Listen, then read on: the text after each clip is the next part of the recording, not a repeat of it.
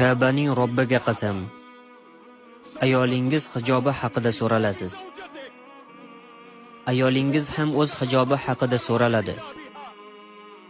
Agar ko'chaga ziynatlangan holda va xushbo'ylangan holda va yengiltaglik qilgan holda chiqsa, Allohga qasamki, Allohning huzurida so'raladi. Barchangiz boquvchisizlar va qo'l ostingizdagilarga mas'ulsizlar va erkak uyida boquvchidir va uyidagilarga mas'uldir. Ashabi sunanda ayol xushbo'ylanib chiqsa, Alloh asrasin.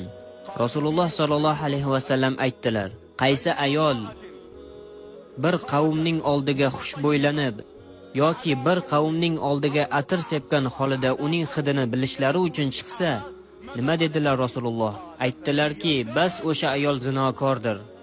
Bas o'sha ayol zinokordir. Ayolingizni hijobi va nomusini saqlashingiz shart.